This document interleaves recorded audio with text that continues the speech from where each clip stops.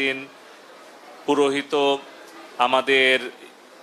সাংবাদিক, আইনজীবী, বিভিন্ন পর্যায়ে শ্রেণীপেশা মানুষের সাথে মতবিনিময় এবং আমরা নির্বাচন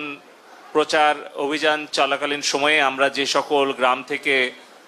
জনগণের দাবি এবং যেগুলো চাওয়া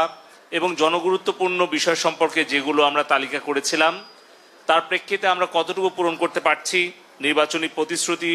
কতটুকু আমরা পূরণ করতে পেরেছি গত 6 মাসে এবং আগামী 4.5 বছরে আমরা কিভাবে আমাদের প্রতিশ্রুতিগুলো পূরণ করব। পাশাপাশি আমাদের স্থানীয় নির্বাচনী আসনের যে নির্বাচনী ইশতেহার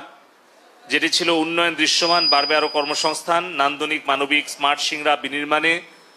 আমাদের যে প্রতিশ্রুতিগুলো ছিল সেগুলো পূরণের বিষয়ে পর্যালোচনা করা। অপরদিকে আমাদের প্রাণপ্রিয় নেত্রী মাননীয় প্রধানমন্ত্রী জননেত্রী শেখ